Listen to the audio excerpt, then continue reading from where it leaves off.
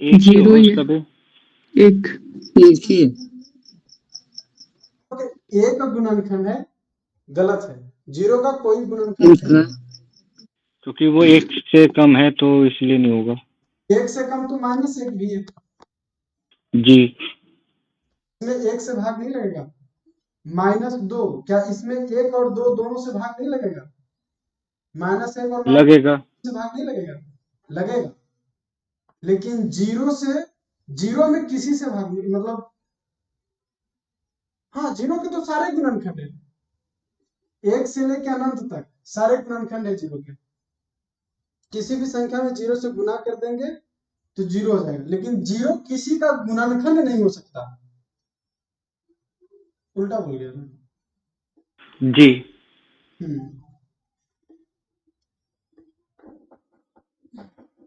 अब कुछ संख्या ऐसी होगी, जैसे एक 0 के गुणनखंड के बारे में अंदाजा नहीं लगा सकते हम कि कोई गुणनखंड है इसका या नहीं। 1 का 1 गुणनखंड है। 2 का कितना गुणनखंड है? 2 का 2 गुणनखंड है। 2। वही 3 का भी 2 3। गुणनखंड है। 4 का 1 2 3 3 है 4 का। 2 और 4। तो जिस संख्या का सिर्फ 2 गुणनखंड होता है उसको कहते हैं अभाज्य संख्या।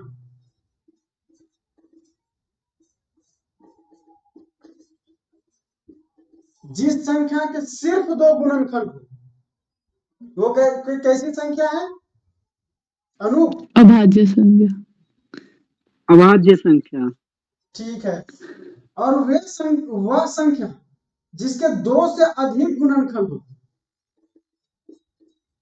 इसको हम लोग कहते हैं भाज्य संख्या।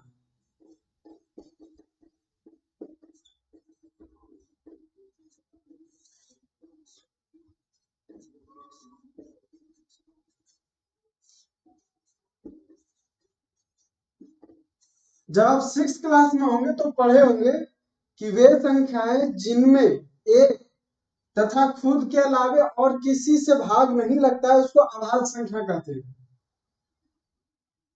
ये पढ़े थे। जी। उसी का ये रूप है कि वे संख्या जिसके सिर्फ 2 गुणनखंड,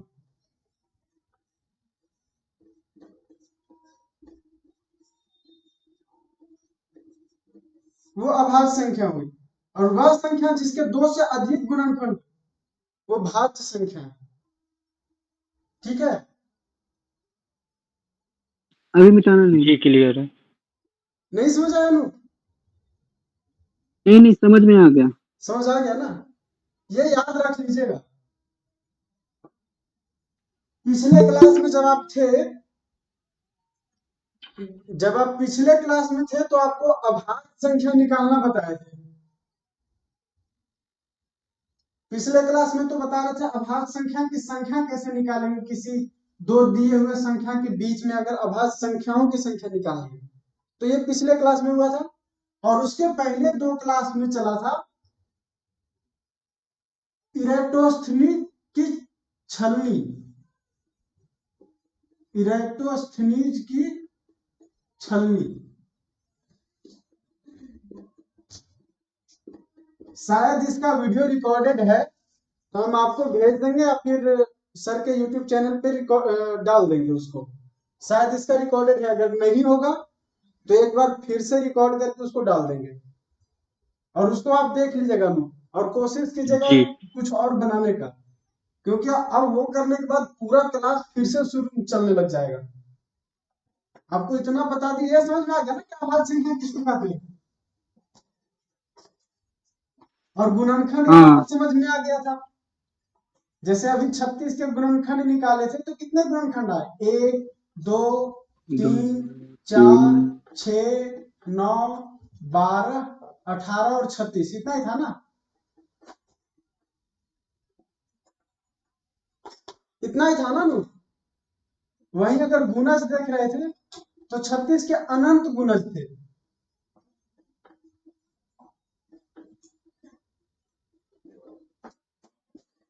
ये बढ़ते हुए अनंत तक था। इतना समझ में आ गया? अब आते हैं आज के टॉपिक पर, जो है अभाज्य गुणनखंडन। गुणनखंड तो जान रहे थे आप लोग कि वे संख्याएं मतलब किसी जैसे कोई संख्या दी हुई उसमें जिस भी संख्या से भाग लगता है वह संख्या उसका गुणनखंड कहलाता है। ठीक है, तो अभाज्य गुणनखंडन में करते क्या है कि किसी भी संख्या को अभाज्य संख्या के गुणनफल के रूप में दिखाते हैं। जैसे इसमें देखेंगे तो एक कौन कैसी संख्या अभाज्य या भाज्य, अनुशक्ति बताइए, भाज्य संख्या या अभाज्य संख्या? एक दिखाई पड़ सूरज जी, यहाँ ना डिस्टरबेंस है, आप मैं थोड़ी देर में बोलती हूँ। ठीक ठीक, एक भाज्य संख्या या अभाज्य संख्या है? अभाग्य होगी। अनूप अभाज्य। आप बताइए।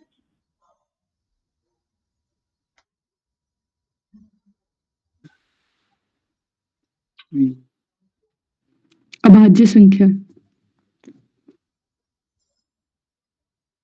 मैं बोलूं? हाँ बोलिए संदीप। ना ये भाज्य है और ना ही ये अभाज्य है। हाँ सही, बिल्कुल सही, क्योंकि पहले ही परिभाषा में है कि वे संख्याएं जिसके सिर्फ दो गुणनखंड मतलब दो हो हर हाल में, ना तो दो से कम ना दो से ज्यादा, वो क्या है? अभाज्य संख्या। एक के कितने गुणनखंड है? एक। एक। एक का सिर्फ एक गुणनखंड है, तो ये अभाज्य संख्या नहीं हुआ। भाज्य संख्या की क्या परिभाषा है कि जिसके दो से अधिक गुणनखंड जिस मतलब ये अब भाज्य संख्या भी नहीं है, ना ये भाज्य है ना ही अभाज्य है। ठीक है, इसीलिए पिछले बार जब अभाज्य संख्या का पहला क्लास था उसमें बताया था सबसे छोटी अभाज्य संख्या कौन है? 2, और सबसे छोटी भाज्य संख्या 4। 4।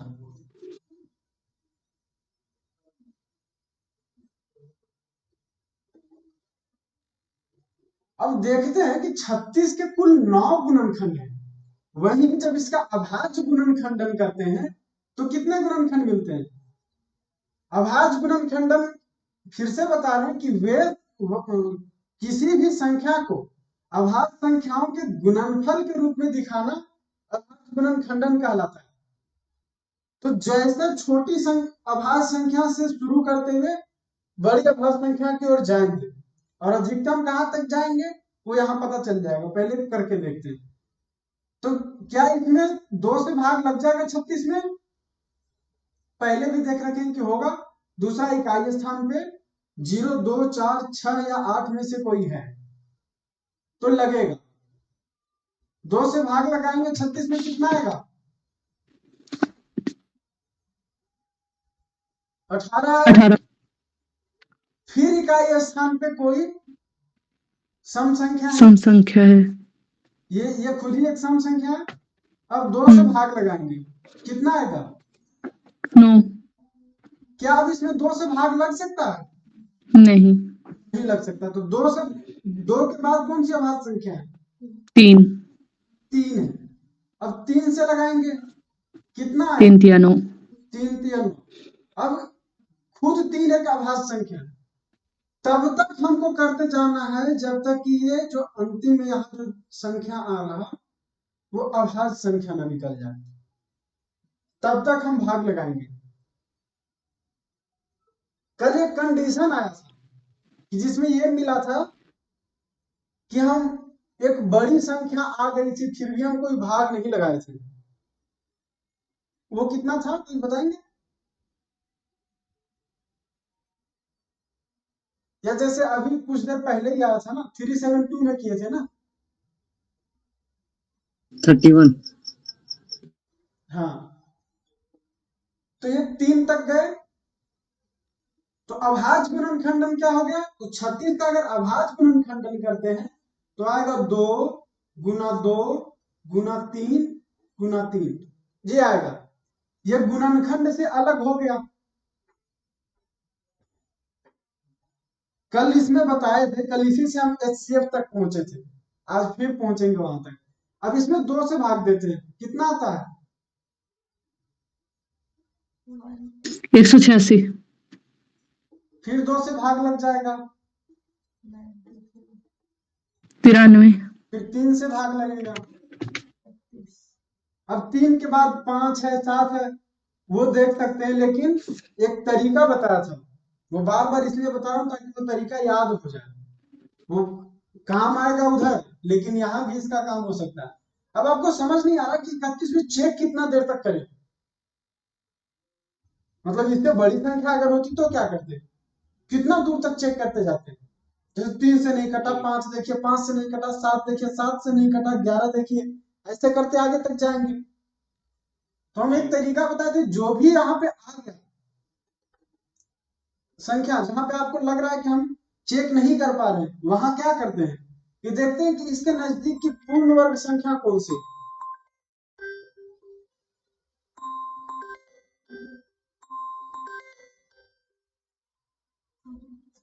जब इसके नजदीक की पूर्ण वर्ग संख्या देखते हैं तो 36 या 25 में से कोई एक है।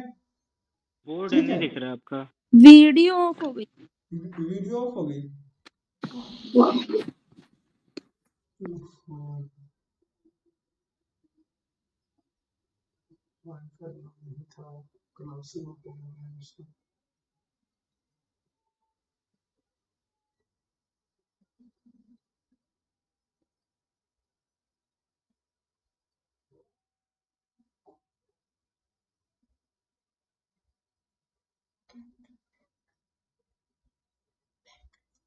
कॉल आ गया था, उस वजह से दिक्कत हो गई। अब दिखाई पड़ रहा बोर्ड? ठीक है, तो जो भी नजदीक की पूर्ण वर्ग संख्या है, कोशिश करना है कि इसके पहले की मिल जाए, इससे छोटी मिल जाए। तो इससे छोटी है 25 जी या 36 भी, तो कोई खास दिक्कत नहीं पड़ता। अब जो पूर्ण वर्ग संख्या है उसका वर्गमूल देखेंगे, तो ये 5 है। अब 5 से जितनी भी छोटी अभाज्य संख्या है सिर्फ उससे चेक करना है, उससे ऊपर नहीं जाना है। तो 5 से छोटी 2 और 3 है सिर्फ, और 2 और 3 हमने लगा लिया, इसका मतलब 31 क्या है, अभाज्य संख्या। आप यहीं से नतीजे पर पहुंच जाएंगे। ठीक है, तो यही आप देखेंगे कि 372 को देखेंगे कि इसका आभास गुणनखंडन कैसे कर सकते हैं, तो 2 गुना 2 गुना 3 गुना 31 के रूप में यही कर सकते हैं। जी अब समझ आ रहा है ना? नहीं, ये नहीं समझ पाए। 36 समझ में आया था? हाँ हाँ, ये वाला तो आया था। इतना दूर समझ में आया, 31 तक जाना समझ में आया? हाँ। ठीक है, इतना समझ में आया तो इतने पे रखिए, कोई दिक्कत नहीं, अभी ज्यादा जरूरत नहीं है, बाद में फिर उसको एक्सप्लेन करेंगे। ठीक है, अब हम कल एक बार कंपैरिजन कराए थे, 36 और 372 का भी कंपैरिजन करके देखते हैं। 2 गुना 2 गुना 3 है, और इसका है 2 गुना 2 गुना 3 गुना 31। 31। ठीक है, हम अगर ऐसे इसका गुणनखंड देखना चाहते 372 के, तो क्या मिलता, इसका मिलता 1 2 3 4 6 12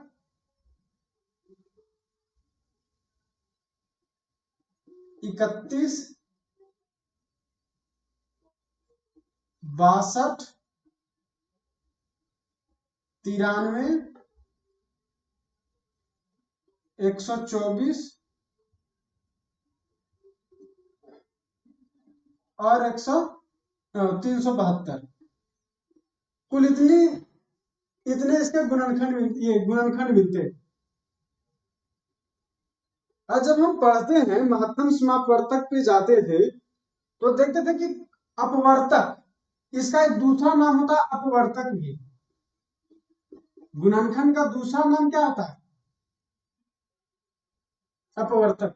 बोलो। अपवर्तक। तो हाईएस्ट कॉमन फैक्टर जो होता है, महत्तम समापवर्तक होता है, वो होता है कि इन दोनों के बीच जो कॉमन हो और क्या हो, अपवर्तक हो दोनों में। तो देखिए इसमें कॉमन अपवर्तक कौन है? 186 भी तो होना चाहिए। 186। हाँ, 2 से तो सिर्फ देखेंगे 186 भी होगा। सही सही पकड़े। 186 और 372 है ना। अब अगर देखते हैं कि इन दोनों में सार्व अपवर्तक कौन है, मतलब दोनों में शामिल होने वाला अपवर्तक कौन कौन है?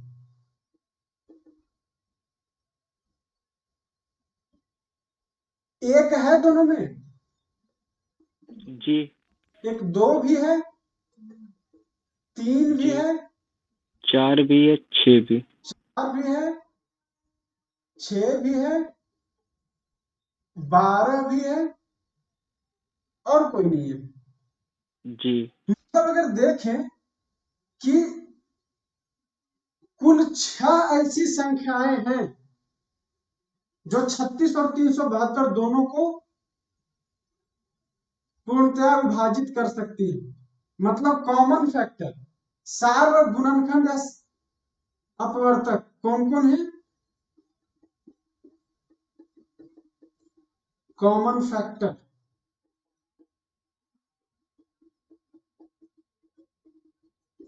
जब हम HCF कहते हैं ना, ये खुद कहता है कि सिर्फ एक अपवर्तक नहीं है, कुछ ज्यादा कॉमन अपवर्तक है। तो कॉमन फैक्टर कौन कौन हो गया? 1, 2, 3, 3, 4, 6, और 12। अब इसमें जो अधिकतम है ना, ये हो गया हाईएस्ट कॉमन फैक्टर। कौन हो गया? ओके। हाईएस्ट कॉमन फैक्टर, जिसको हम लोग हिंदी में कहते हैं महत्तम समापवर्तक। 12।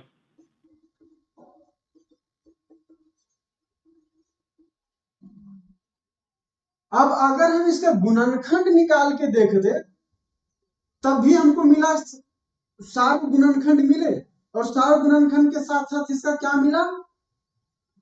महत्तम समापवर्तक मिला। जी। अब हम कुछ ऐसे सवाल पे जिक्र करते हैं, देखते हैं कि मान लीजिए आपको कहा गया कि आप अच्छा ठीक है, कॉल करके ले। कहा गया कि आप एक चौकोर मैदान है, इसका चक्कर लगा रहे हैं, आपके साथ एक और आपका साथी भी चक्कर लगा रहा है, मतलब 2 आदमी चक्कर लगा रहे हैं। आपका साथी जो है वो आधे घंटे में चक्कर लगा लेता है एक बार, ठीक है। मतलब जी। आपका साथी मान लीजिए हेमंत जी हैं, वो लगा लेते हैं 36 मिनट में एक चक्कर मैदान का, और वही संदीप हैं, वो लगाते हैं 40 मिनट, ठीक है। अब हम कोई भी ऐसा मैदान ले लें या गोलाकार मैदान ले लें, कोई सा भी मैदान ले लें, एक जगह ये है जहां से दौड़ शुरू होगा। अब हेमंत जी। 30 मिनट में यहाँ पहुंच जाते हैं और संदीप को यहाँ पहुंचने में लगता है 40 मिनट। तो ऐसा मौका तो जरूर आएगा जब हेमंत और संदीप वापस, जैसे अब 10 बजे दौड़ शुरू हुआ, तो एक समय ऐसा आएगा कि हेमंत और संदीप वापस एक ही जगह पे मिलेंगे, कहीं भी मिले एक जगह पे जरूर मिलेंगे। इसके साथ साथ अगर जी। चल रहे हैं तो कहीं कहीं मिलेंगे। क्यों? ये 30 की स्पीड से चल रहे हैं, मतलब 30 मिनट में एक चक्कर लगा रहे हैं, तो 1 घंटे में 2 चक्कर इनका पूरा हो जाएगा। जी। 1.5 घंटे में 3 चक्कर पूरा हो जाएगा, 2 घंटे में 4 चक्कर पूरा हो जाएगा। 1 घंटे में कितना? 2, 1.5 घंटे में 3, और 3 घंटे में 4 4 चक्कर। चक्कर। वहीं अब संदीप भाग रहे, तो पहले घंटे में कितना 3 होगा घंटे में इनका? 6 3 3 घंटे घंटे 6 में 6 चक्कर होगा। होगा, क्योंकि आधे घंटे का चल रहा है रोटेशन। 1.5 और 2.5 बोले, 1, 1.5 जी। और जी। 2, सॉरी, दोबारा बोलने में गलत हो गया था। पहले घंटा मतलब 11 बजे देखेंगे तो 2 चक्कर पूरा कर लिए, 11:30 पे देखेंगे तो 3 चक्कर पूरा कर लिए, 12 बजे देखेंगे तो ये 4 चक्कर पूरा कर बैठे। क्या करा रहे हो आप इसमें, मतलब इसमें बताने की कोशिश कर रहे हैं कि हम किस तरह से सवाल, हम जब देखते हैं कि ऐसे स्थिति में हम क्या करेंगे। ठीक है, आपकी आवाज सबको आवाज कट के जा रही थी। आ रही है बीच में लेकिन कट बीच बीच रही है। में कट जा रही, मतलब अच्छा कभी अच्छा, कभी। बीच बीच में कट रही है। वाईफाई से चल रहा है, बीच में कॉल आ गया था तो उससे फिर क्लास डिस्टर्ब हो गया था। मेरा जिस जी मोबाइल से चला रहे हैं वो बंद, मतलब उसमें होता है कि जैसे ही कॉल आता है तो अपने आप क्लास ऑफ हो जाता है कंप्लीटली, इस वजह से हो गया। वहीं जब संदीप 11 बजे कहाँ पे होंगे संदीप, तो संदीप होंगे, मान लीजिए इसमें चल रहे हैं तो यहाँ से शुरू करके एक चक्कर पूरा होगा और 20 मिनट लगभग यहाँ पे पहुंच गए होंगे। क्या दोनों एक जगह पहुंचे रहेंगे? नहीं। वहीं 11:30 में देखते हैं तो इनका 3 चक्कर पूरा हो रखा है, ये फिर से यहाँ पहुंच गए, लेकिन संदीप उस समय कहाँ होंगे? संदीप पूरा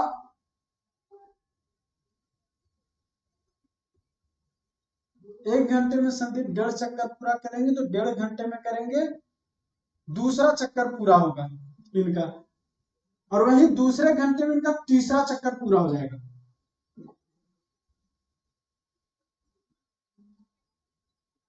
40 मिनट का चल रहा है तो थर्ड राउंड। अच्छा, ये कुछ ज्यादा होगा, इससे कुछ ज्यादा होगा।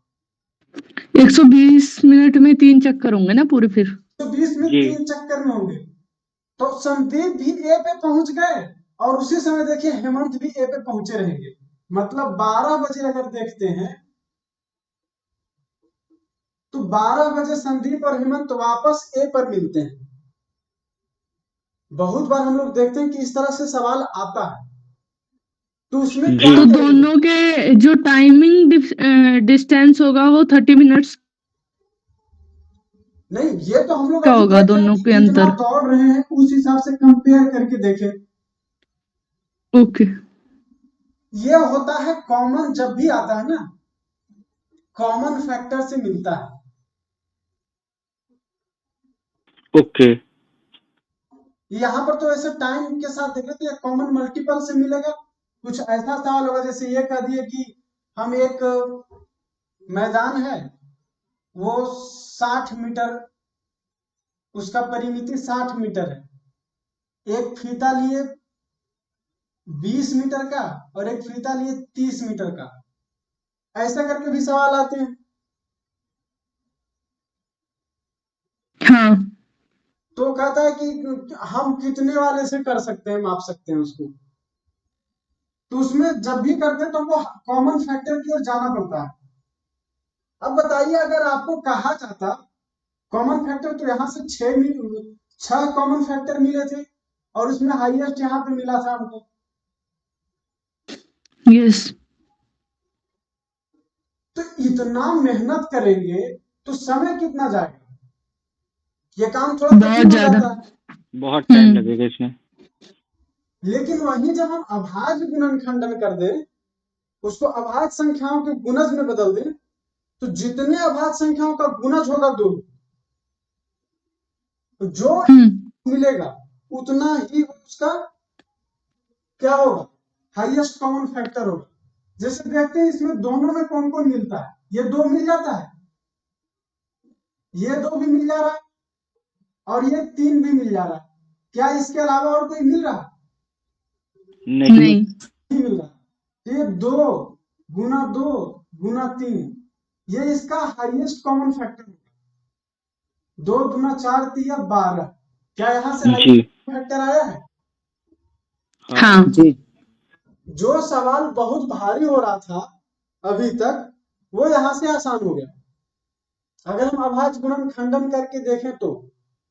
जी ठीक है, तो इसलिए हम गुणनखंड करके नहीं देखते, अपवर्तक निकाल के नहीं देखते, बल्कि हम उसका अभाज्य गुणनखंडन कर देते हैं, और यहीं से मिल जाता है उसका लघुत्तम समापवर्ती भी।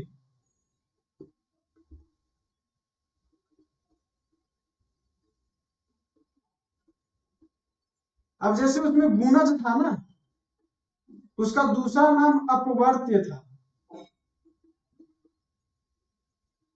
गुणज का दूसरा नाम क्या होता है? अपवर्त।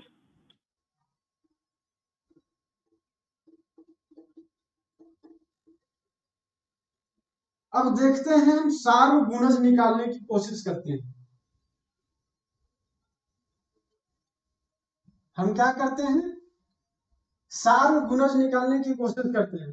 वही सार्वगुणज है जो हमने हेमंत और संदीप के मुकाबले में देखा था जी कि 120 मिनट के बाद दोनों एक जगह मिले थे। 30 मिनट और 40 मिनट का दोनों का स्पैन था। अब देखेंगे कि यहां से वो कैसे आएगा। अब हम देखेंगे कि 36 के गुणज निकालते हैं। अगर हमारे पास अभाज्य गुणनखंडन नहीं होता तो सार्वगुणज निकालने में कितना दिक्कत आता। एक तो सार्वगुणज यह है कि दोनों संख्या में गुणा कर दीजिए, वो क्या है? सार्वगुणज 36 गुना जी 372, ये इसका 36 और 372 दोनों का कॉमन मल्टीपल सार्वगुणज।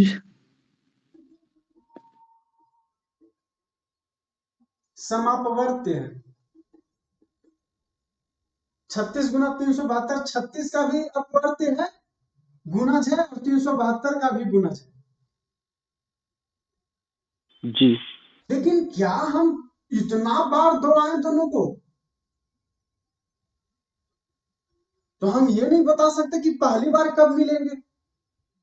अगर हेमंत जी और संदीप दोनों को 40 गुना 30 इतना मिनट दौड़ाते, मतलब 1200 मिनट दौड़ाते, कितना हो गया? 20 घंटे, तब जाके हम कहते कि एक जगह मिल रहे हैं।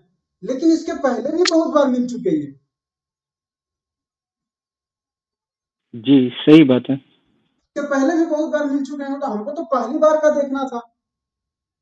अब पहली बार का मिल गया तो उसके बाद कितने बार मिलेंगे ये भी पता चल जाएगा। तो देखते हैं कि 36 और 372 के जो कॉमन मल्टीपल होंगे कहां से शुरू होंगे। अब 36 का शुरू करते हैं। पहला 36, दूसरा 72, तीसरा 108, चौथा 144, पांचवा 180, छठा 216, सातवां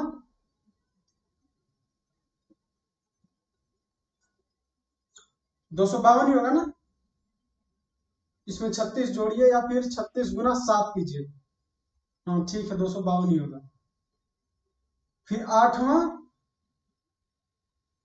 288 होगा, और जी नौवां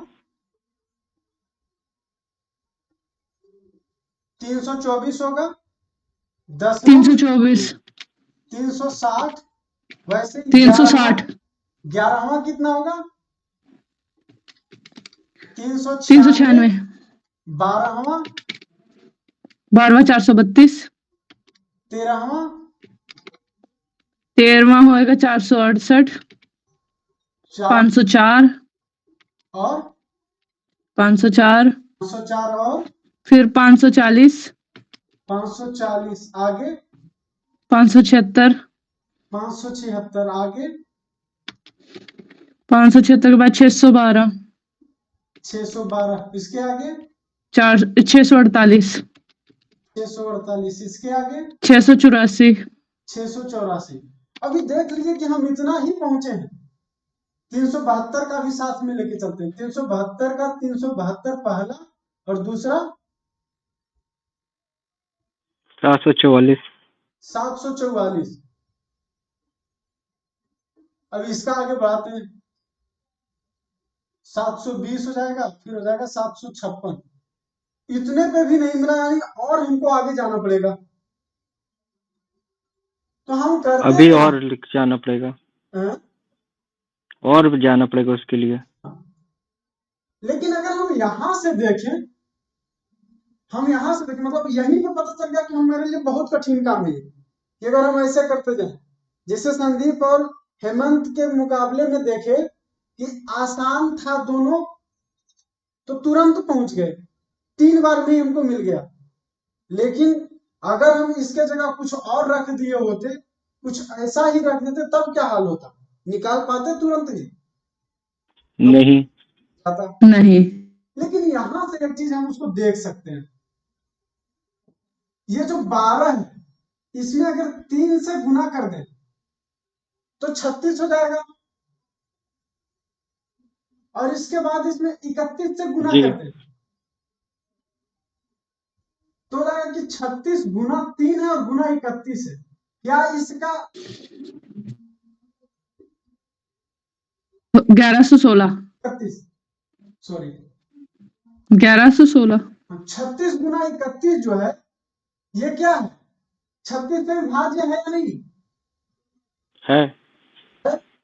वहीं अब हम ये देखें कि 31 गुना 3 गुना 4, यहां इसको 2 गुने 2 गुना 3 में ही रहने देते हैं।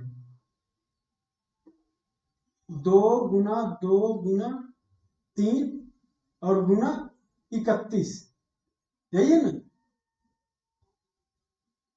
जी। गुना 3 की था और गुना 31, ये। अब इसमें 372 वाला 2 बार 2 और 1 बार 3 और 1 बार 31 है। इसका मतलब है कि ये जो है ना, 372 से 3 गुना है। 36 गुना 31 जो है वो 372 के 3 गुना है।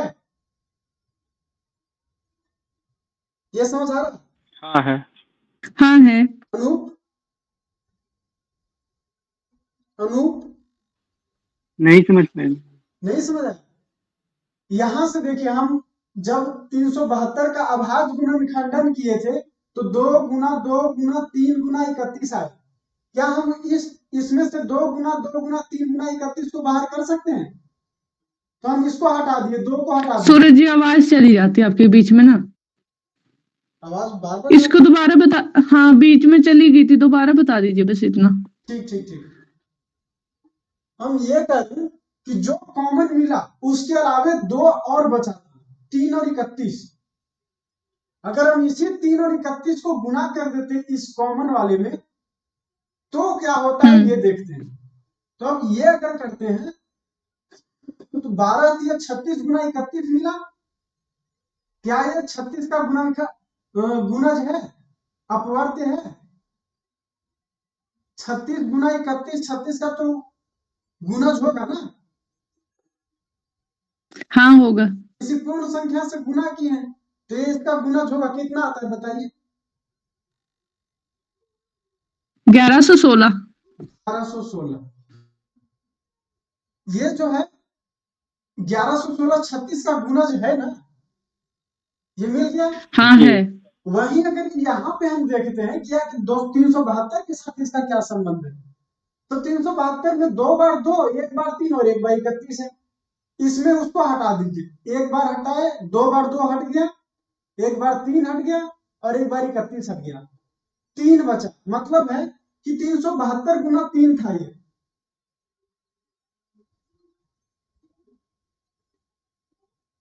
तीन सौ बहत्तर गुना 3 था। जी। ये 116 क्या है? 372 गुना 3। ये सार्व गुणनखंड मिल गया, ये सार्व गुणज मिल गया, समापवर्त मिल गया। हाँ। इसको जी। सार्व गुणज कह सकते हैं। क्या बोलेंगे? सार्व गुणज, या फिर कह सकते हैं समापवर्त, मतलब सम अपवर्त, समान अपवर्त। इंग्लिश में कहेंगे कॉमन मल्टीपल।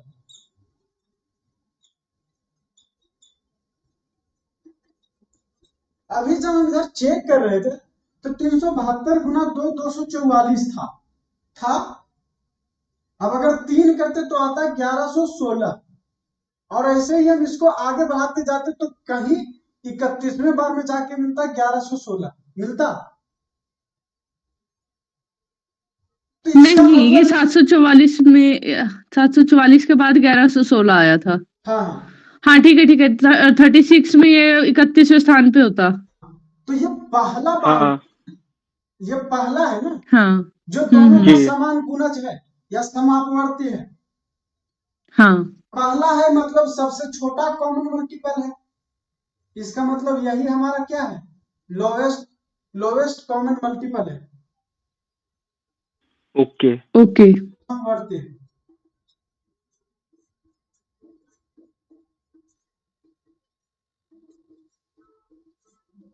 ग्यारह सौ सोलह 36 और 72 का क्या है, लघुत्तम समापवर्ती। अब अगर हम जी लोएस्ट मतलब है। ये किए होते, इसका एचसीएफ निकालते तब भी बहुत ज्यादा समय लग रहा था, और सार्वगुणज निकालने में तो और भी ज्यादा समय लग रहा है। और ये दोनों काम को आसान कर दिया अभाज्य गुणनखंडन। इसीलिए हम लोग अभाज्य गुणनखंडन करते हैं।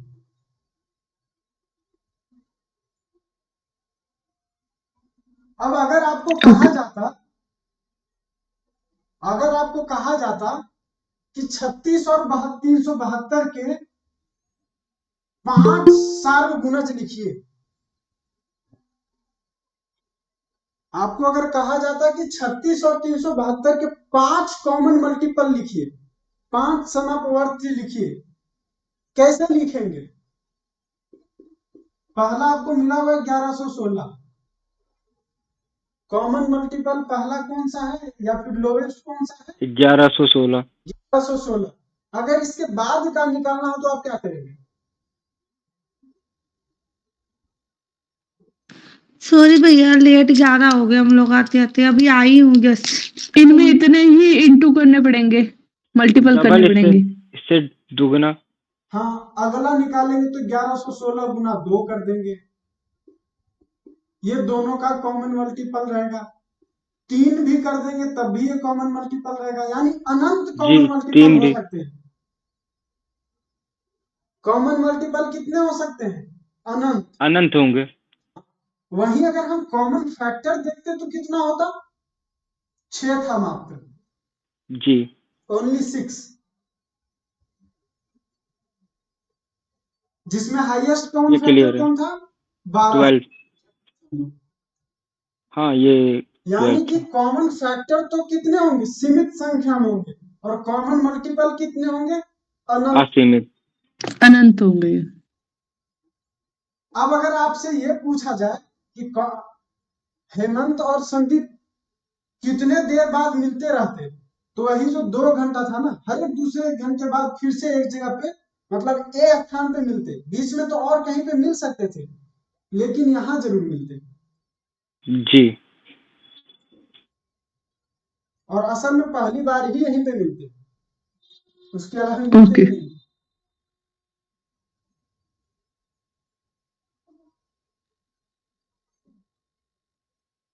अब कॉमन मल्टीपल और कॉमन फैक्टर समझ में आ गया? क्लियर है। हाँ क्लियर है अभी। यहीं से ये भी समझ में आया कि एलसीएम और एचसीएफ, लघुत्तम समापवर्ती और महत्तम समापवर्तक, ये दोनों यहाँ से हम सीख गए। जी अब हाँ आपको दोनों एक साथ आ ये गए। थोड़ा ये इजी है ना? इजी लगा। और जो जो हम पहले लोग निकाल रहे थे ना तो थोड़ा सा मतलब डिफिकल्ट था। हाँ ये वाला इजी है। वो यही करता है। हाँ ये तो हम्म यही सेम ही करता है। 2 करते हैं जी तो 18 और कितना निकलता? 186। फिर 2 से लगाते तो यहाँ 9 आता, और यहाँ कितना आता? 186 रहता है। 3। इसमें अच्छा भी 2 दो से हाँ। लगेगा ना। हाँ हाँ जी जी। 3 से लगाते तो यहाँ 3 आता और 31 आता। जी देखिए 31 2 2 3 और 3 और 31 एक साथ आ गया। जी इस क्लियर है। विधि को ही ये बनाता है, इसमें एक साथ दोनों आ जाते हैं। लेकिन यहां से हम क्या नहीं कर पाते? एक साथ हम यहां से एलसीएम। एचसीएफ नहीं निकाल पाते, जी यहाँ एक बार में एचसीएफ नहीं निकाल पाते। हाँ और यहां से जी एक और चीज दिखाई पड़ रहा है। क्या दिखाई पड़ रहा है? ये 2 गुना 2 गुना 3 क्या है? इसका क्या है? HCF है, यहाँ पर आया तो था HCF, और वहीं अगर जी HCF है। तो ये क्या है, LCM है। एलसीएम और एचसीएफ LCM दोनों ही तो निकल रहे हैं फिर। हाँ जी दोनों निकल रहा ना। हाँ, ये दोनों निकल रहे ये हैं सर। पता चल जाता है कि HCF LCM का क्या होता है, गुणनखंड होता है, फैक्टर होता है। HCF खुद भी LCM का क्या है, गुणनखंड है। जी क्योंकि 3 गुना 31 कर रहे हैं तब मिल रहा है। और एक और पते की बात मिलेगी, वो क्या है कि HCF है 12 और यह 31 गुना 3 93। अगर दोनों संख्या को गुना करें तब कितना आता है,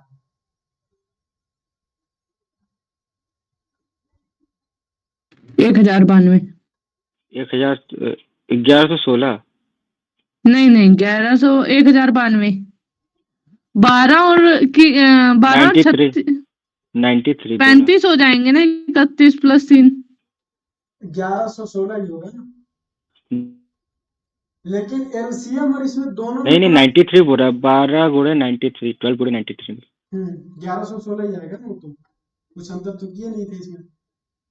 फिर जी अगर एक चीज और कर सकते हैं, देखें अगर दोनों में कि 36 और 372 को साथ में रख देते हैं, और इसके HCF कितना है, 2 गुना 2 गुना 3, और LCM है 2 गुना 2 गुना 3 गुना 3 गुना 31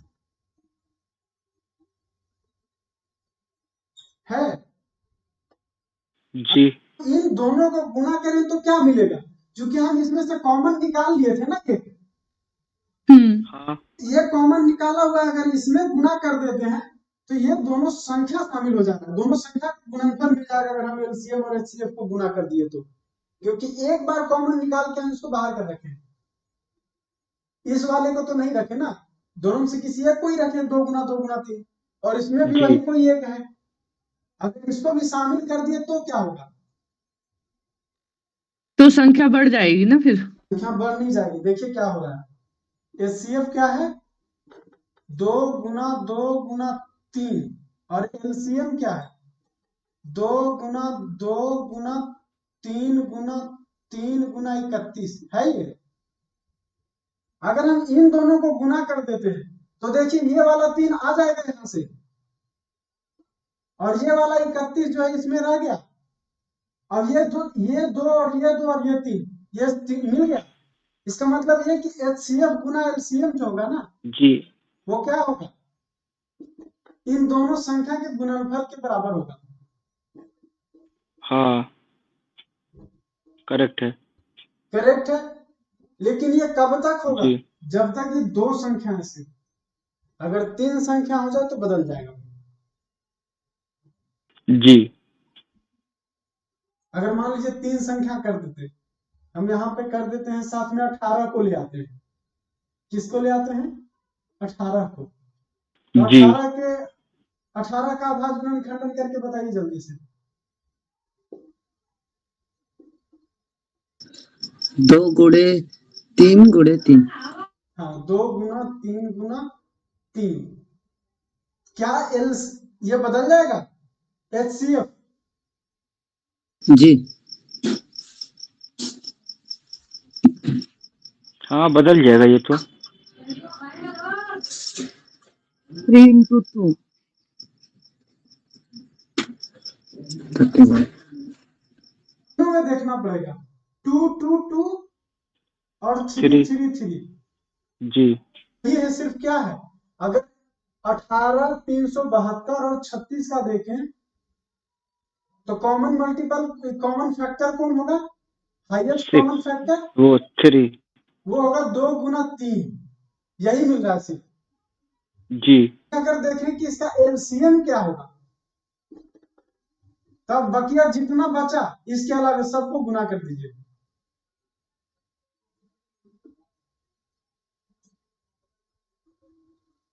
नहीं यही होगा, LCM समान रहेगा। हाँ वो तो सेम ही जाना चाहिए।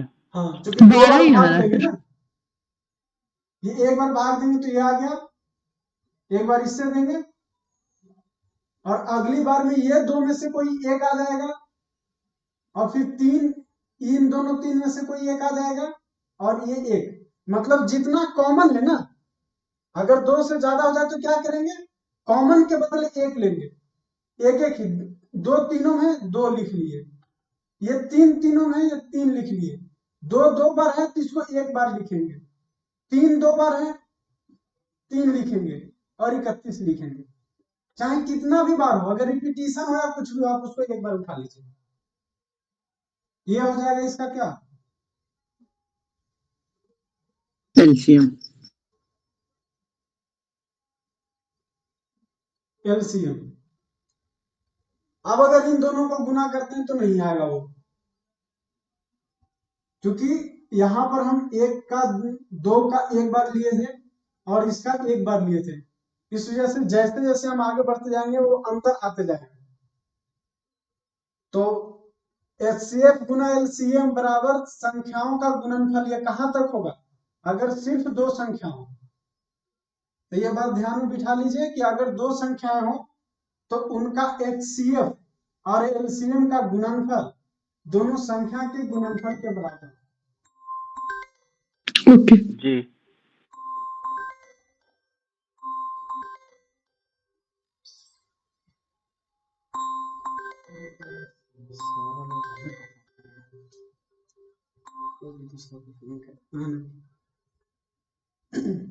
यानी अब अभाज्य गुणनखंडन पे कुछ ये कर लेते हैं, सवाल कर लेते हैं, और उसी से एलसीएम और एचसीएफ देख लेते हैं, इस तरीके से।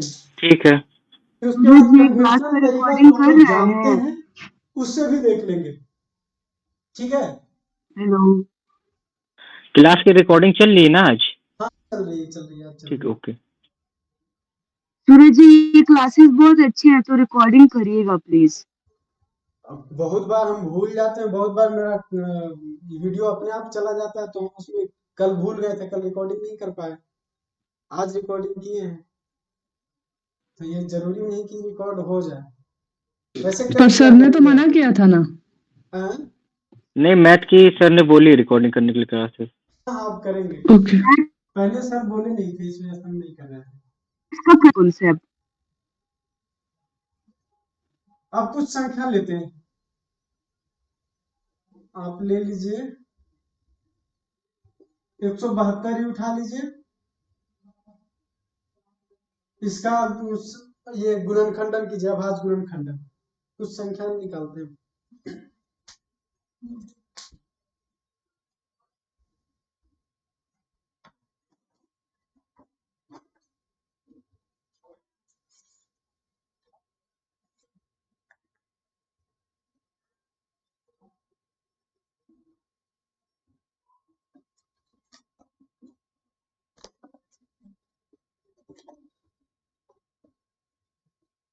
इसका आया 2 गुणे 2 गुणे 2 गुणे 3 गुणे 7। बाकी लोग भी करते रहिए साथ में। एक कर लीजिए 84 का, फिर 140 का, एक कर लीजिए 120 का, एक 336 का, एक 121 का, 1 2 3 4 5 6, 6 कर लीजिए।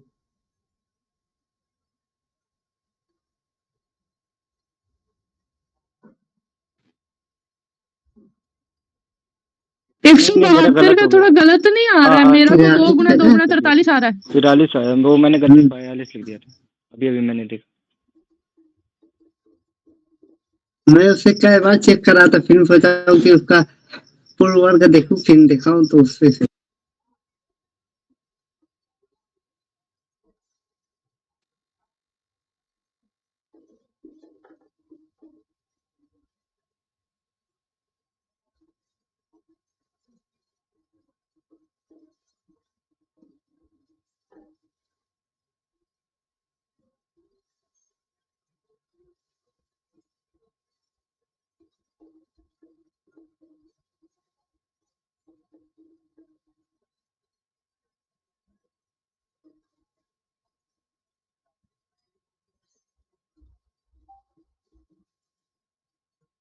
अभाज्य गुणनखंडन भी कीजिए और साथ में ये जो पेयर दिया हुआ है इसका HCF और LCM निकालिए।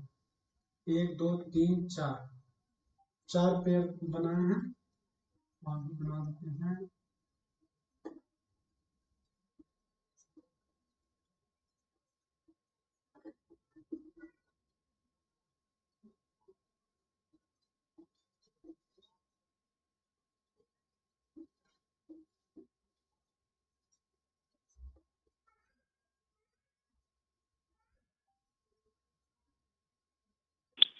एक सौ इक्कीस का क्या 121 ही रहेगा क्या?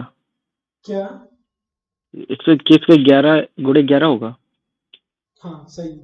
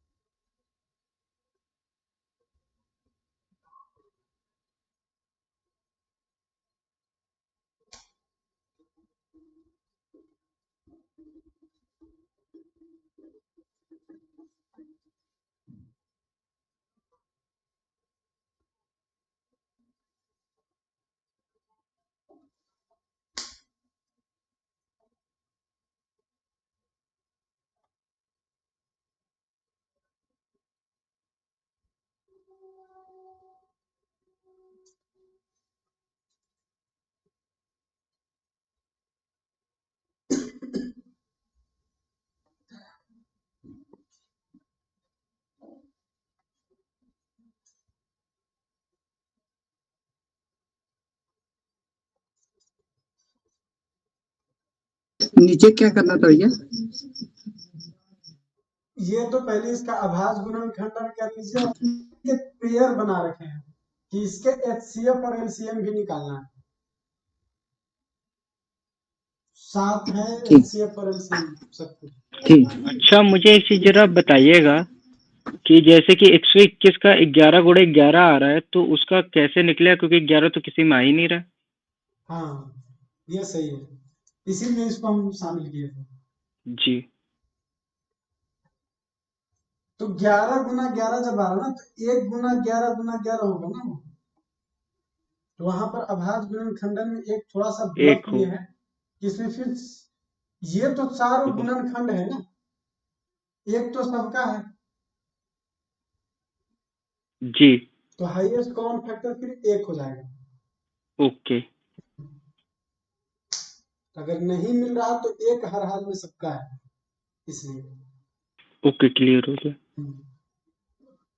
वो वाला तरीका यूज करते हैं ना, जैसे मान लीजिए 121 को लिखते तो कैसे लिखते, 1 है इसका, 11 है और 121 है, ये लिखते ना।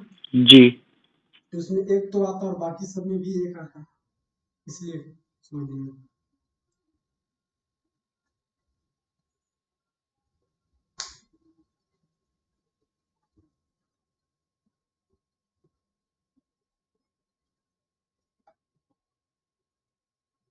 तो ये तो वही है।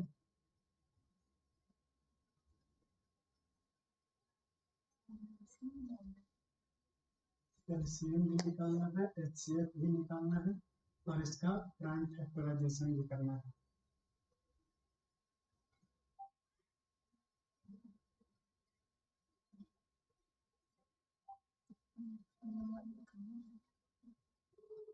HCF LCM निकालने में कोई भी इस वाले तरीका का यूज नहीं करेंगे, प्राइम फैक्टराइजेशन विधि से ही बनाना है, इस वाले का यूज कोई नहीं करेंगे। सूरज जी,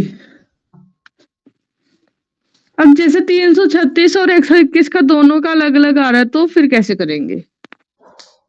कॉमन फैक्टर में तो 1 रहेगा ना हर हाल में। अगर अभाज्य संख्या नहीं भी है तो ये तो है ना 11, 1 गुना 11 गुना 11, इसको 121 लिख सकते हैं ना। नहीं, 121 को तो चलो लिख लेंगे, 336 का HCF कैसे निकालेंगे इन दोनों को मिक्स करके? तो 336 में भी तो 1 होगा ना, 1 लास्ट में जो आएगा, है। लास्ट में जो आएगा। हाँ हाँ, कुछ भी है उसके साथ 1 भी रख लीजिए। जैसे मान लीजिए 12 का आता है 2 गुना 2 गुना 3, तो इसको ये भी तो लिख सकते थे 1 गुना 2 गुना 2 गुना 3, कोई फर्क नहीं पड़ता। ये वाला तो देखो समझ में नहीं आ रहा, लेकिन उसके ऊपर वाले जो है दो, इनमें फिर भी थोड़ा बहुत समझ में आ रहा। दोनों का, एक का 4 है और एक का बता रहे हैं यहाँ पे, जैसे देखिए 12 का अगर हम अभाज्य गुणनखंडन करते तो 2 गुना 2 गुना 3 आता। अब आप जानते हैं हाँ किसी भी संख्या में 1 से गुना करने से कोई फर्क पड़ेगा क्या? नहीं, तो 1 से गुना कर लीजिए। वही 121 का 11 गुना 11 है, उसमें भी 1 से गुना कर लीजिए।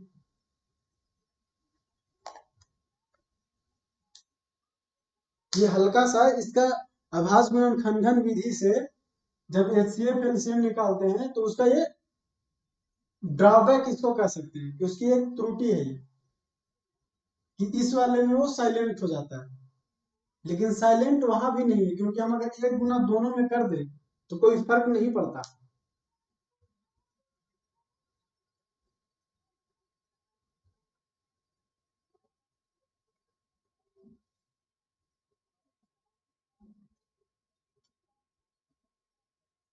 ये लास्ट वाले में एलसीएम में भैया क्या है, दूसरे नंबर पे 120 है कि 126?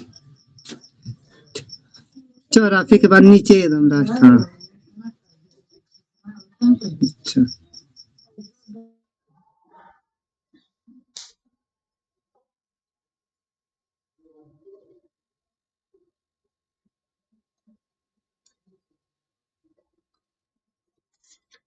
सूरज जी देखो मेरा तो दो तो निकल गए, 172 और 84 वाला, और 140 और 120 वाला, लेकिन 336 और 121 वाला समझ ही नहीं आ रहा। ये आप समझा दो। ठीक है, समझा देते हैं। जैसे इसमें सवाल है 172 और 121, 336 और 121 एक साथ है नहीं कहीं पे, तो 172 121 वाला बताते हैं। 172 के प्राइम फैक्टर कितने होंगे? तो इसका अगर अभाज्य गुणनखंडन करेंगे तो क्या होगा, बताइए क्या लाए हैं? दो 2 गुणे 2 2 गुना 43। 43। और 121 का 11 गुना 11, ठीक है। जी हम अगर इसमें 1 से गुना कर दें कोई फर्क पड़ेगा? नहीं पड़ेगा। वैसे ही हम इसमें भी 1 से गुना कर देंगे तो कोई फर्क पड़ेगा? नहीं, उसमें भी नहीं पड़ेगा। नहीं पड़ेगा। अब हमको एक कॉमन मिल गया, जी मिल गया। ये क्या हो जाएगा, HCF 1 हो जाएगा। ओके। और LCM, अब LCM के लिए क्या करते थे, राउंड द क्लॉक गुना करते थे, जो भी शेष रहता था। यानी एक बार तो 1 रख लेंगे, फिर 2 रख लेंगे, 2 रख लेंगे, 43 रख लेंगे, 11 रख लेंगे और 11 रख लेंगे। ये हो जाएगा इसका LCM। इस एक को रखें जी कोई फर्क नहीं पड़ता। तो 2 गुना 2 गुना 43 गुना 11 गुना 11, ये हो जाएगा इसका LCM।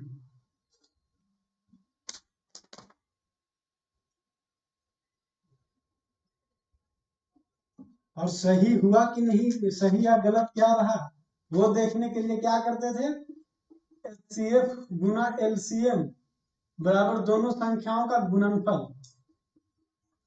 देखिए इतना ही होगा, ये भी दोनों बराबर होगा। 172 के फैक्टर 2 2 43 और 121 के 11 और 11, है ना। इसका मतलब सही बना।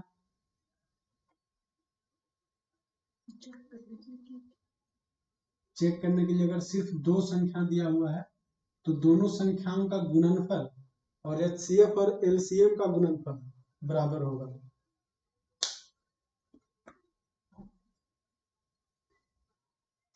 आगे चल के जब लैंग्वेज में सवाल बनेगा तो बहुत बार ऐसे आएगा, मतलब 172 और 121 का गुणनफल हाँ और इस नंबर का गुणनफल। बराबर।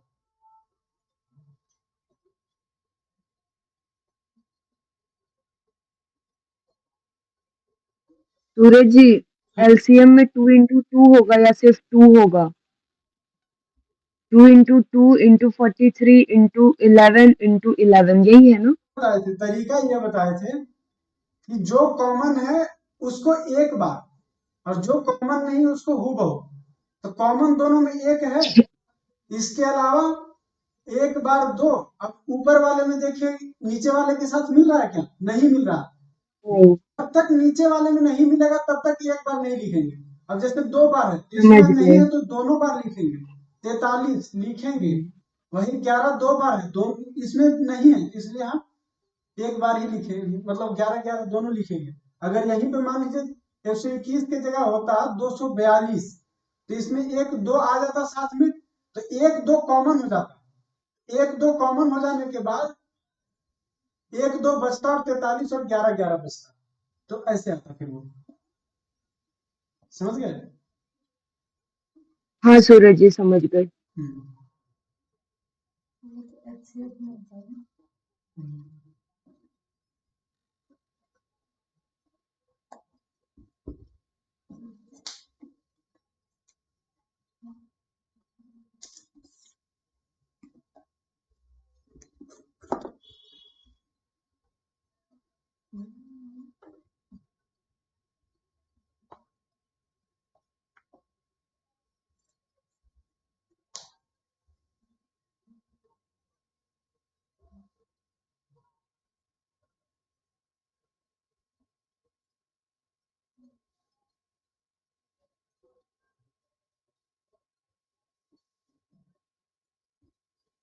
एलसीएम में टोटल बताना है कि मतलब कि उसे बस दिखाना है? एलसीएम मतलब उसका टोटल भी कीजिएगा ना? जी टोटल भी कर लीजिए।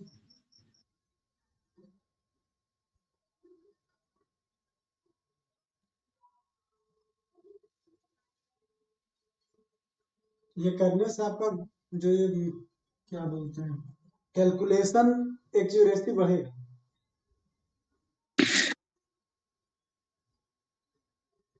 फिर 172 का बताया और 172 184 ना 172 84 140 का और 336 से 140 121 का, इसका तीनों का एक ही आ रहा है ना। और 172 और 84 का भी एक जैसा ही आ रहा है HCF, जो कॉमन फैक्टर मिला के, तो वो सेम हो सकता है ना? हो सकता है, हो सकता है अगर आप सही बना रहे हैं। अच्छा मुझे एक चीज थोड़ा सा ये सूरज जी मुझे बताएंगे, जैसे तीनों में ना 2 में सेम आ रही है लेकिन एक में वो नहीं आ रही है सेम, तो क्या जो एक में नहीं आ रही है 2 में आ रही है तो वो भी लिख सकते हैं क्या? उसको जोड़ेंगे? समझ नहीं आया, फिर से बताइए। जैसे आप मतलब एक वो लिखिए इस पे, तो मैं आपको थोड़ा बताऊंगी, ठीक है? जैसे मैं आपको बताती हूँ 336 140 और 121 का लिखिए, नहीं इसका 84 120 और 140 का लिखिए, मैं आपको बताती हूँ फिर उसके बाद करना। 84 का 2 इंटू 2 इंटू 3 इंटू 7, ठीक है? हाँ फिर 140 का 2 इंटू 2 इंटू 5 इंटू 7, 140 का, ठीक है? और 120 का है 2 इंटू 2 इंटू 2 इंटू 3 इंटू 5, ठीक है? अब इसमें मुझे ये बताइए कि जैसे 2 और 2 तीनों में है, ठीक है? तो हम एक लेंगे इसको, ठीक है? 2 को तीनों में जब आया, अगर कॉमन फैक्टर ले रहे हैं तो कॉमन फैक्टर में एक बार 2 आ गया, भी एक बार 2 आ गया, हो गया। लेकिन अब मैं ये पूछ रही हूँ कि जैसे देखो 120 और 140 में 5 2 बार है, मतलब 5 5 एक बार है, और 184 और 140 में 7 एक बार है, तो क्या हम इन दोनों को लेंगे या फिर इनको मतलब कट कर देंगे? अगर HCF कर रहे हैं तो दोनों में से किसी को नहीं लेंगे, सिर्फ तीनों में जो है उसको लेंगे। ओके HCF ओके करते ओके समय सिर्फ तीनों में जो है वो लेंगे, और LCM करते समय जितना कॉमन आ रहा है, जैसे 3 ये 3 3 2 बार आया ना, हाँ हाँ के लिए ये दोनों को। अब इसके बाद देखिए ये 3 एक बार आ रहा है दोनों में, हाँ जी तो ये 3 उठा लीजिए, एक ही उठाना है। अब ये 7 2 बार आ रहा है, हाँ जी हाँ जी हाँ जी उठाना है। ये 5 दोनों में आ रहा है, हाँ जी तो एक उठाना है। और इसके बाद देखिए कोई खुला बच गया तो एक 2 बच गया है, इस 2 को भी रख लीजिए, ये इसका LCM होगा। ओके ओके ठीक है, ठीक है, ठीक है, ठीक है, ठीक है, ओके। जितना पेयरिंग हो सके, जितने जोड़े लगाए जा सके उतने लगा दीजिए, और जो अकेला बचे उसको अकेला ही उतार दीजिए।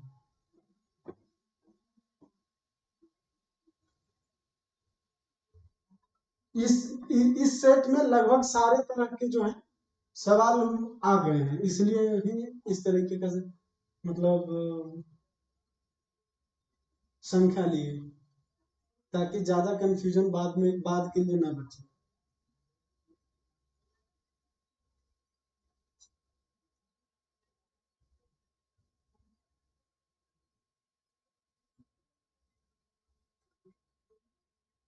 जैसे कि आवाज में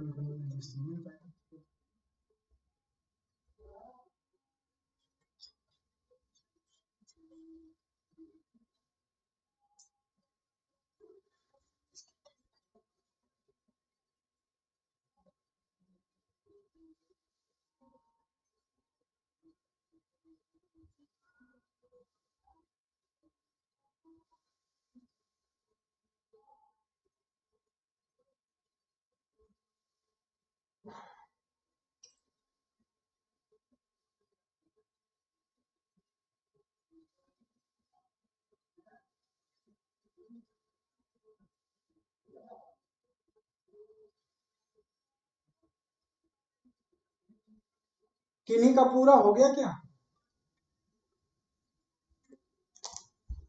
धारवी आप समझ गए हैं पूरा? मुझे ये तो पता चल गया कि इनको कल के मेथड से वो निकालना है, उसके बाद के पेयर बन जाते हैं, उसके बाद नहीं समझ आया मुझे। जैसे मतलब कि 84 का निकाल लिया है, 2 इंटू 2 3 7 है ना, फिर उसके बाद 140 का 172 का, उसके बाद इनको फैक्टर को कैसे कॉमन निकाल के किया वो नहीं पता लगा। वो मैंने इनका अभी बता रहे थे, फिर से देख लीजिए। आपको 2 पेयर करके दिखाते हैं। एक 84 का आप निकाले हैं 2 गुना 2 गुना 3 60। हाँ हाँ यही आया, गुना 2 गुना 2 गुना 3 गुना 5। हाँ एचसीएफ निकालना कहे, हाईएस्ट कॉमन फैक्टर या महत्तम समापवर्तक, ये निकालने बोले तो क्या करना है, जो दोनों में कॉमन हो उसको छांट लेना है अलग। तो कॉमन दोनों में देखिए, ये 2 है कॉमन। हाँ जी।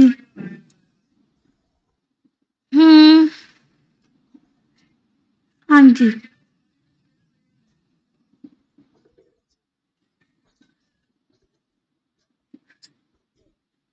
मतलब एक एक लेना, मतलब कि जो कॉमन आ गया वो एक एक ही लेना है।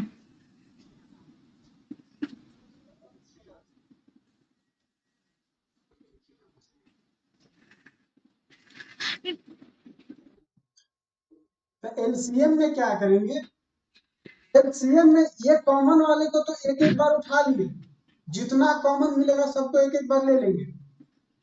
कर लिए। अब इसके बाद देखिए, ये 2 खुला बच गया, इस 2 को उतार लीजिए। इसके बाद ये 7 खुला बच गया, इसको उतार लीजिए। इसके बाद ये 5 खुला बच गया, इसको उतार लीजिए। इतना इसका एलसीएम होगा। 2 गुना 2 गुना 3 12, 12 है कि 120, 120 सते 840। यही ठीक है, ठीक है, ठीक है, समझ गई।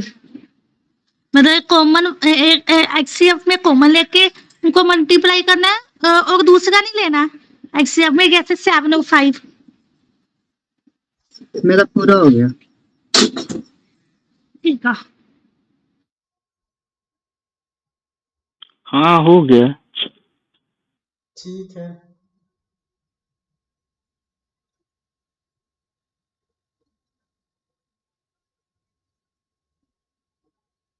और 3 वाले का तो आप यहां से देख लिए थे धारवी।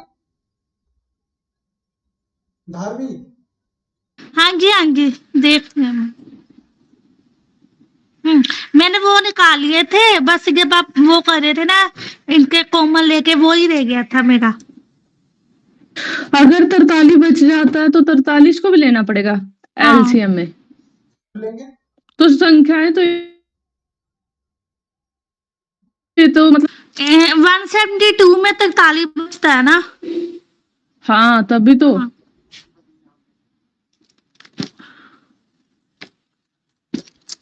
तैतालीस बचेंगे तो 43 ही रखेंगे। इतनी ज्यादा मल्टीप्लाई कैसे करेंगे?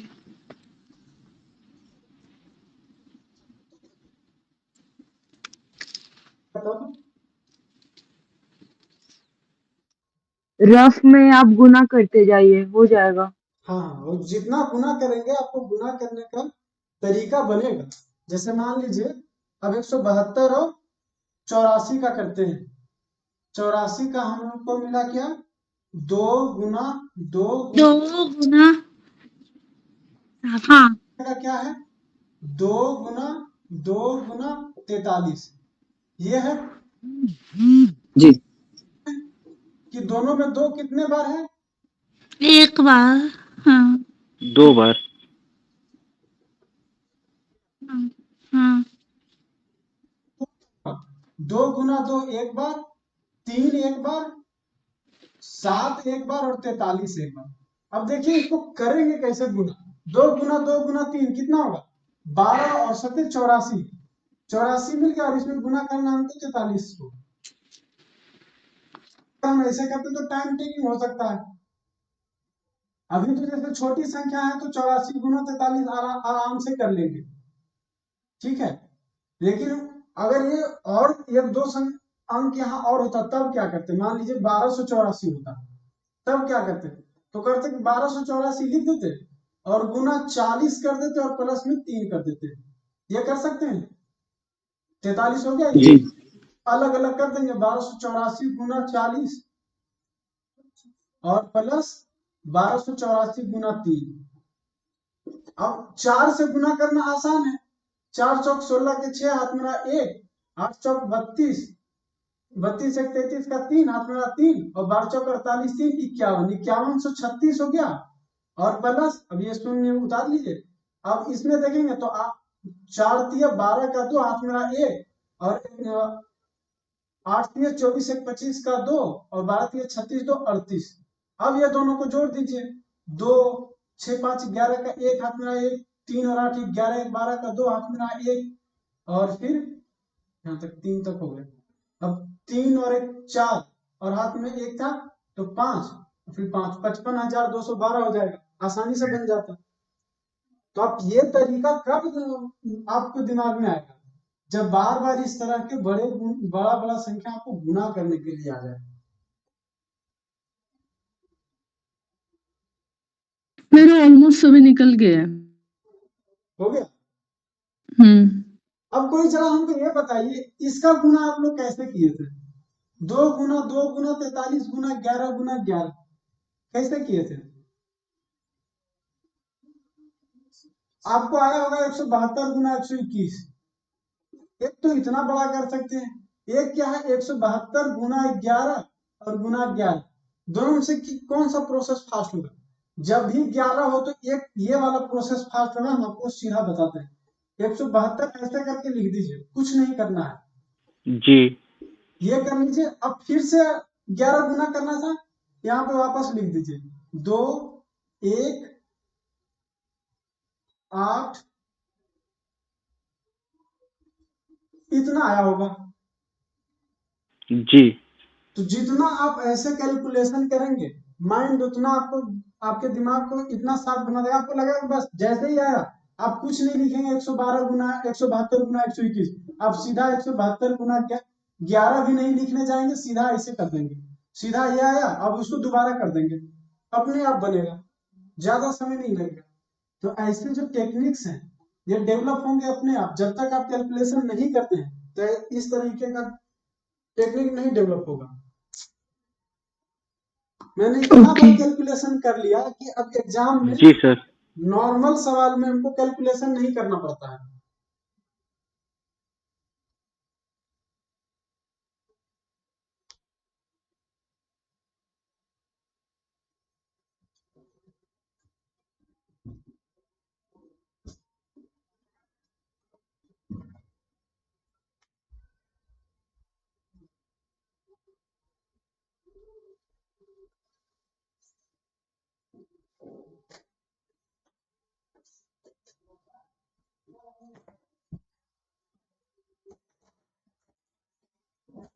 अब हम एक एक आदमी से पूछेंगे, बताइएगा। संदीप, संदीप आप जी। इसका बताइए, 172, 84 और 140 का। 20। एक सेकेंड, मैं किसका बता रहा हूँ, एक सेकेंड। जी इसका HCF कितना आता है? 172, 84 और 140 का 4 है। 4 है, ठीक। और LCM गुना नहीं किया है, उसी को कैलकुलेशन कर रहे थे अभी। 43 गुड़े 3 into 7 into 5 into 7 into 2 into 2। ठीक है, ठीक है। मतलब एकदम मैं बताऊं पूरा? कहीं नहीं हुआ है ना? इसका मैं बता नहीं 18 हाँ हाँ मेरा भी यही है। ठीक है। मैं क्वेश्चन देख कर मतलब कंफ्यूज हो गई, कौन से पूछ रहे हैं, इसमें मिलाने लगा। कोई बात नहीं। तो इसका जो सॉल्यूशन किया है ना, उसको ग्रुप में डाल दीजिएगा सारे लोग, ताकि बाद में हम उसको जी। देखेंगे कि सही हुआ कि नहीं। धारवी आपको पूरा आपका क्लियर है ना? ओके। धारवी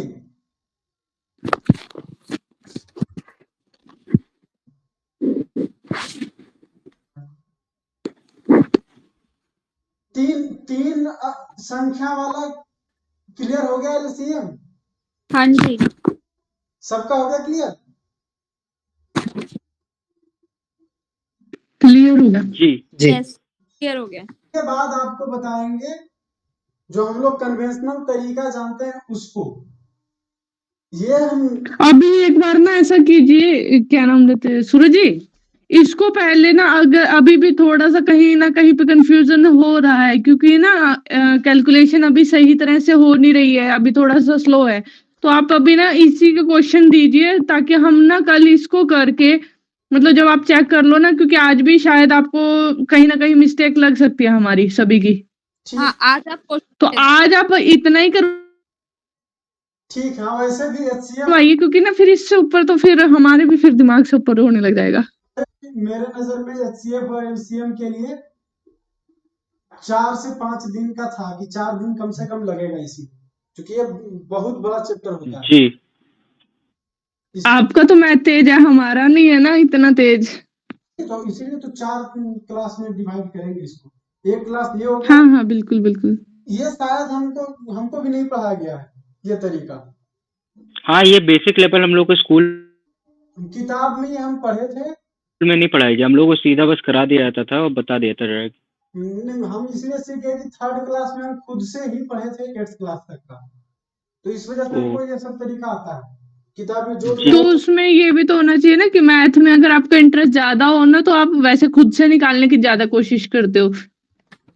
हाँ नहीं, तो इंटरेस्ट मेरा तो वैसे ही मैथ किसी स्टार्टिंग से ही डब्बा गुल है। कोई चैलेंज कर दिया था, उस वजह से हुआ था।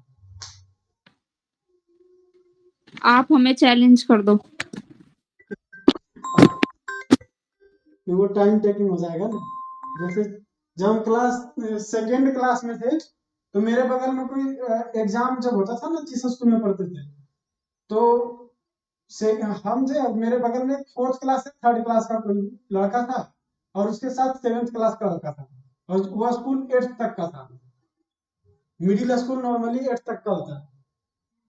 तो जो 4th क्लास में मैथ होता है, लगभग 2nd क्लास में भी सेम ही होता है, बहुत ज्यादा अंतर नहीं होता है, और इतना तो लोग एक्स्ट्रा जानते ही हैं। जी बता रहे थे, तो ये हमको बोला ना कि खुद का पता नहीं और अपने बाप को बता रहा है, तो हम उसको बोले थे कि ठीक है, तुम्हारा जब फाइनल एग्जाम होगा ना, तुम्हारे साथ बैठेंगे और तुमको बताएंगे। और उसके बाद वो ऐसा ठाने कि 3rd क्लास में ही खुद से 8th क्लास तक का मैथ बनाए थे, सिर्फ इसलिए कि उसको देखना था कि उसको कितना आता है। तब से मतलब अप टू 8th का मैथ बहुत बढ़िया है मेरा, उसके ऊपर बेहतर नहीं है। लेकिन 8th तक का बहुत बढ़िया है। बस अब हमारा भी हो जाए सी सेट तक तो। नहीं, इसमें थोड़ा वर्क करेंगे तो हो जाएगा। सूरज जी अभी भी 6th हाँ क्लास की एनसीईआरटी चल रही है क्या? एनसीईआरटी को बेस ले रहे हैं, एनसीईआरटी ही आधार है, और जो जो टॉपिक मिल रहा है आपको सीधा इसमें एग्जाम तक का हम वहां तक लेके जा रहे हैं। जिस तरीके के सवाल आपको यूपीएससी या फिर कोई भी कॉम्पिटिटिव एग्जामिनेशन में पूछे जा सकते हैं, उस लेवल तक के सवाल को टच करने की कोशिश हो रही है हम लोगों की। क्योंकि जैसे कल अगर आप होते तो कल आपको पता चलता, परसों होते तो उसमें भी जो कुछ डिविजिबिलिटी पे सवाल जो यहाँ पे लिए थे कथन वाले, तो उस तरीके के सवाल पूछे जा सकते हैं। जी, सही बात है। तो खास करके वो इसलिए ले रहे हैं कि अभी एक तो बेसिक के साथ ही उसको किया जा सकता है, अगर बेसिक के साथ नहीं चलेंगे तो बाद में फिर रटना पड़ता है, लोग रटते हैं इसको कि इसमें क्या होगा और इसमें क्या होगा, इस कथन में क्या करेंगे। अगर बेसिक केस में उसको देख लें तो कोई दिक्कत नहीं, इसलिए हम बेसिक के साथ उसको ले रहे हैं। और अगले संडे को up to divisibility, up to HCF, मतलब ये जितना चैप्टर हो जाए उसका एक छोटा सा टेस्ट जैसा होगा, करीब 30-40 सवाल या 50 सवाल होगा, क्लास के बीच में ही उसको आपके ग्रुप में डालेंगे और जी, होगा सेम टाइम पे, और सवाल का बिल्कुल। लेवल बढ़िया होगा, सवाल का लेवल, जी, ज़रूर, वो ज़रूरी हुए। सवाल का कोशिश यही रहेगा कि वो पीसीएस और यूपीएससी के लेवल तक जाए। ओके। जी, नहीं ये जरूरी भी है थोड़ा सा ना, फिर पता लग जाएगा कि हम खुद कितने में पानी में हैं और कितना सीख पाए हैं। हाँ सही बात है। ठीक है, तो अब क्लास को यहीं पे ऑफ करेंगे या फिर बॉडमास रूल पे लेके चलें, एक साथ दूसरा थ्योरी भी खोल दें, क्योंकि वो छूट गया ना। अभी मत करो। अभी दिमाग से ऊपर जाएगा, ठीक है, ठीक बाउंस कर जाएगा। ठीक है, तो यहीं पे ऑफ करते हैं, क्योंकि इसलिए कि वो मिस्टेक हो गया, हमको सबसे पहले वो बताना था और भूल गए। क्लास 6, बॉडमास रूल ना? हाँ क्लास 6 में जहां जी, से शुरू किया था वहां से शुरू किए, उस चक्कर में बॉडमास रूल छूट गया। नहीं, कोई बॉडमास रूल तो सबसे ज़रूरी है। हाँ इसलिए जरूरी है ना बॉडमास रूल, जो हम लोग पढ़े हैं वो और एग्जाम में जो आता है उसमें थोड़ा अंतर हो जाता है, अंतर होता कुछ नहीं असल में, लेकिन फंस जाते हैं हम लोग। जैसे मेरे सामने एक सवाल है, बॉडमास रूल हमको लगता है सब लोग जानते तो होंगे ही, एकदम से हाँ, नहीं होगा। जानते तो हैं, अगर फुल फॉर्म बताना चाहे तो फुल फॉर्म सबको एक बार बता सकते हैं, तो उससे तो बहुत ज़्यादा कुछ डिफरेंस नहीं आएगा। लेकिन सवाल हम खुद भी, जैसे हम तो उतना कोई बुक से बनाते नहीं थे और ना करते थे, लेकिन जब इनके साथ एक बार जी, बना रहे थे तो उसमें कंफ्यूजन हुआ कि भाई इसमें क्या करेंगे। पहले बार में गलती बन गया, फिर ध्यान आया कि अच्छा हम गलती कहाँ पे किए। जैसे मान लीजिए इसको मिल नहीं रहा, सवाल कहाँ गया होगा, हाँ ये सवाल था कि 32.5 का 32.5 गुना 450, 450 का 26% भागा 3, ऐसे करके था।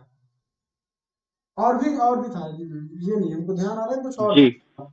सवाल ऐसा था कि लगातार 3 बार भाग लग रहा था। जैसे मान लीजिए 36 है, भाग में था 18 और भाग में था 9। अब आप सोचिए कि किसमें पहले भाग देंगे। बॉडमास रूल आपको क्या कहता है कि सबसे पहले ब्रैकेट का करेंगे, मतलब पोस्ट का करेंगे, उसके बाद करेंगे ऑफ का, फिर उसके बाद डिवीजन जी। करेंगे। लेकिन यहाँ पर 3 डिवीजन आ गया, यहाँ पे क्या करेंगे? बड़े से छोटा डिवीजन किया जाता है, मतलब कि छोटे से बड़ा करके 9, पहले 18 से 9 को डिवाइड करेंगे, फिर 36 को। नहीं, जब आएगा बॉडमास रूल तब उसमें बताएंगे। जी, ओ बी मतलब ब्रैकेट और ओ मतलब ऑफ का, जैसे हम लोग पढ़ते थे तो सबसे पहले बड़ी, मतलब जो छोटा ब्रैकेट जो होता है जिसको हम लोग मल्टीप्लाई भी कह सकते हैं, वो वाला। तो बड़ा ब्रैकेट में भी बाहर निकालते हैं तो मल्टीप्लाई ही होता है। तो जी ये नहीं, ऑफ वाला छोटा ब्रैकेट रहता है। ये भूल रहे हैं, बच्चे में उसको अलग तरीके से पढ़ते थे। फिर उसके बाद मंझली कोष, फिर छोटी कोष, और उसके बाद कहते थे काकी क्रिया, फिर भागा, फिर गुणा, फिर जोड़ घटा। ऐसा करके एक जी कविता पढ़ते थे, वो कविता ही भूल गए। हाँ तो उसमें उस समय ही इस बात को समझे थे, जैसे सीरीज में है ना, उस सीरीज में करना होता है, पीछे से नहीं चलेंगे, जब चलेंगे आगे की तरफ से चलेंगे। जी ठीक है, फिर क्लास को यहीं पे ऑफ करते हैं और टास्क आपको डाल देंगे। सूरज जी क्वेश्चन ना आप डाल दीजिए हाँ, बाद में भूल जाते हैं ना। क्योंकि ना थोड़ा सा मेरे को उसमें डाउट है। साथ के साथ अभी डाल दीजिए तो हम कर लेंगे ना उसको, इससे रिलेटेड उसमें थोड़ा सा कंफ्यूजन है, क्योंकि मैं अगर आपको बुक की फोटो भेजूं और मतलब शायद आपके पास है भी, उसमें ना मेरे को थोड़ा सा डिफरेंट लग रहा है। डिफरेंट हो सकता, अभी जो हम जिस प्रक्रिया से चल रहे हैं, सबसे बेसिक प्रक्रिया है उसका। उसमें मुझे क्वेश्चन नहीं मिले थे उससे रिलेटेड ना, इसी वजह से मेरे को थोड़ा सा आज मैं नहीं कर भी नहीं पाई। थोड़ा सा आपने बोला था ना कि इससे रिलेटेड अगर क्वेश्चन मिले तो आप कर लेना, तो मेरे को मिले भी नहीं थे, तो आप एक बार सेंड कर दीजिएगा ना, तो मैं उससे मैच करके उतने कर लूंगी। अच्छा, वो डिविजिबिलिटी वाला? हाँ ढूंढेंगे, अब हमको खुद ढूंढना पड़ेगा।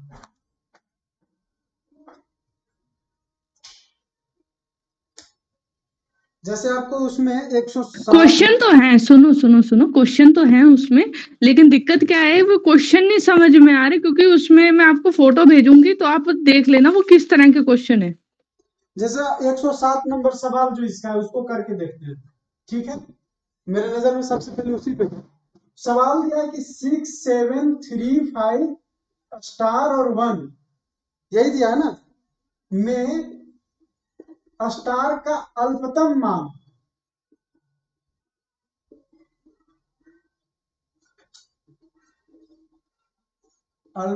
मान क्या होगा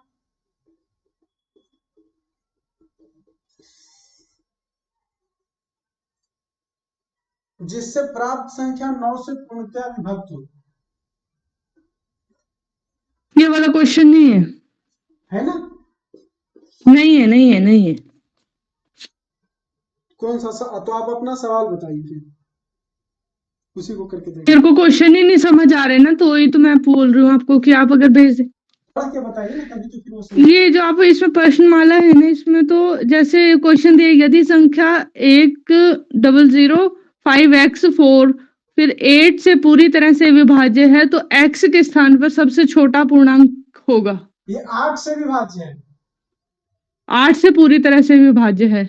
1005 स्टार 4 अगर 8 से विभाज्य हो तब, ये है ना। विभाजित, इसका मतलब है कि हम यहाँ पे कौन सा अंक भरेंगे। अल्पतम का मतलब कि सबसे छोटा अंक, अंक तो वैसे भी 0 से लेके 9 तक ही है। यस, पहले ये देख लेते हैं कौन कौन भरा जा सकता है। तो ये हमको दिया हुआ है संख्या 1005 खाली स्थान या स्टार और 4, ये संख्या किससे विभाज्य होनी चाहिए? 8 से विभाज्य होनी चाहिए। ये निकालेंगे। हाँ जी। 8 से विभाजन का नियम क्या है?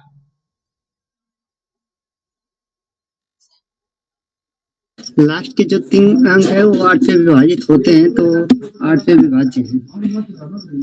3 अंक क्रम में अगर 8 से विभाज्य हो तो संख्या 8 से विभाज्य होगी। अब सिंपल सा रखते हैं पहले कि हम सबसे पहले मान लीजिए अगर 0 ही रख देते तो क्या होता, क्योंकि इसमें तो भाग लगा के ही देखना पड़ेगा। भाग लगाइए। 63 पूरा कट रहा है, पूरा कट रहा हो जाएगा जी।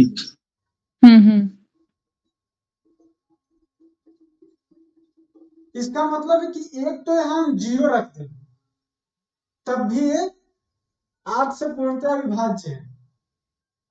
अब अगर 1 रखेंगे तो क्या होगा? 1 रखेंगे तो 10 बढ़ा है, क्या होगा? नहीं होगा, क्योंकि 10 बढ़ा तो 8 के गुणज में नहीं है ये, तो ये विभाज्य नहीं होगा। अगर यहाँ 2 रखते तो 20 होता, 20 क्या 8 का गुणज है? नहीं है। 3 रखते तो 30 होता, 30 क्या 8 का गुणज है? ये भी नहीं है। नहीं। अगर 4 रखते तो क्या होता? 40 होता, 40 8 का गुणज है, यानी कि हम 4 भी यहाँ रख सकते हैं। अब अगर 5 रखते तो क्या होगा? तो 50 ये आएगा। विभाजन नहीं 50 क्या होता। 8 का गुणज है? नहीं है। 6 रखेंगे तो 60 होगा, 60 क्या 8 का गुणज है? तो ये भी नहीं है। इसके बाद 7 रखेंगे, 70, ये भी गुणज नहीं है। इसके बाद 8 रखेंगे, 80, ये गुणज है। यानी हम 8 भी रख सकते हैं। और 9 रखेंगे तो 90, ये गुणज नहीं है। इसका मतलब ये 8 का गुणज नहीं होता। तो 3 पेयर है कि हम अगर इस स्टार की जगह पे 0, 4 या 8 इनमें से कोई एक रख दे तो ये संख्या 8 से विभाज्य होगी। अब कहा ठीक है ठीक है ठीक है। हाँ हाँ बिल्कुल। इसमें जैसे देखो सुनो, इसमें ना जैसे ऑप्शन दिए हैं कि इन्होंने पूछा कि यदि संख्या इतने में 8 से पूरी तरह विभाज्य है तो x के स्थान पर जो संख्या होगी वो सबसे छोटा पूर्णांक होगा, पूर्णांक। तो इन्होंने 4 ऑप्शन दिए। ये है। हाँ 0, 8, 16 और 5 दिया है, तो 5 भी नहीं होगा क्योंकि 5 तो विभाज्य है नहीं, और 16 नहीं होगा। सबसे छोटा बोला तो 8 से छोटा तो 0 होगा। 16 तो कोई अंक ही नहीं, तो वो ऐसे ही गायब हो गया। हाँ हाँ बिल्कुल क्लियर है। तो 0 हो जाएगा। ओके। हाँ हाँ 0 हो जाएगा, छोटा है ना सबसे। 0, 4, 8, 16 अगर डाल के हो टेस्ट करता आपको तो वो भी गलत होगा। 16 नहीं रख सकते।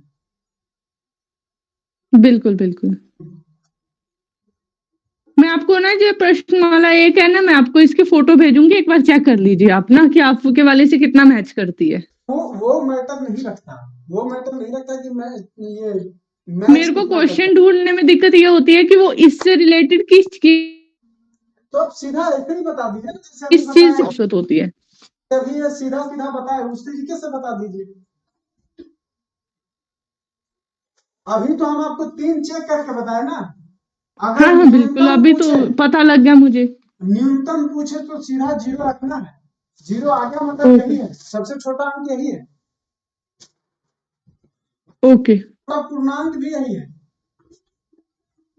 यहाँ पे रखा जा सकने वाला, क्योंकि निगेटिव अंक को हम यहाँ रख नहीं सकते। सबसे पूर्ण का है तब भी यह है, लेकिन अगर कह दे सबसे छोटी प्राकृत संख्या तब क्या होगा बताइए। अगर कह दे कि सबसे छोटी प्राकृत संख्या कौन सी, यहाँ रखेंगे कि वह संख्या 8 से विभाज्य हो, तब क्या होगा आंसर? 4।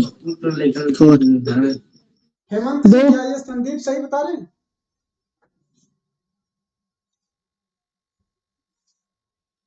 हेमंत जी, संदीप बता रहे हैं कि सबसे छोटा प्राकृतिक संख्या 4 होगा, जो यहाँ रखने पे विभाज्य है, मतलब इस संख्या को विभाज्य कर देगा 8 से। 0 को ले नहीं सकते तो 4 ही है। प्राकृतिक कह रहा है, थोड़ा ध्यान दीजिएगा।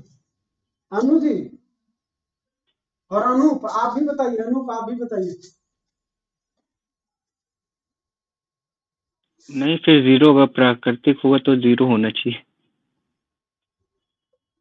अनु जी क्या सही बता रहे हैं हेमंत और अनूप?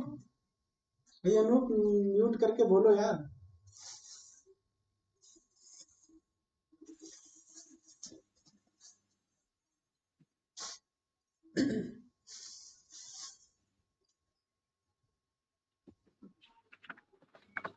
प्राकृतिक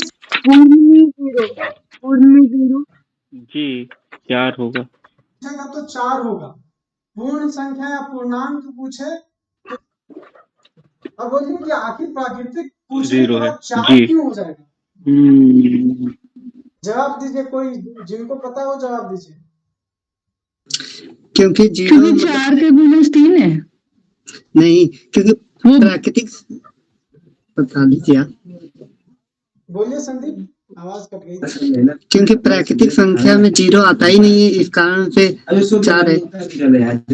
क्या हम नेचर में जो चीज गिनते हैं वहां से शुरू होता है, तो गिनती कभी जीरो से शुरू किए हैं क्या? नहीं। एक कतार है 100 आदमी का, तो क्या हम पहले आदमी को जीरो बोले कि ये जीरो है? नहीं नहीं नहीं। नहीं। ऐसा जो नेचर में अवेलेबल है उसको काउंट करने के लिए होता है, और काउंटिंग नंबर पहला एक है। 1 2 3 4 ये सब है प्राकृतिक संख्या। तो जैसे ही प्राकृतिक कह दे तो जीरो नहीं हो सकता वह। पूर्ण संख्या क्या करता है? पूर्ण संख्या में कहता है कि प्राकृतिक संख्या के साथ अगर जीरो भी हो तब यह अनंत तक जाएगा और यह भी अनंत तक जाएगा। फिर आगे सारा प्राकृतिक है। पूर्ण भी जीरो सिर्फ आगे लगा दे तब जीरो लगाते ही क्या होगा कि हम वो स्थिति जहां हाँ। पर किसी भी संख्या का लोप हो उसको बताने का काम भी जीरो करता है। अनूप अपना माइक ऑफ कीजिए। और अनु सत्य जी हाँ अनु जी, आप अभी बोलो।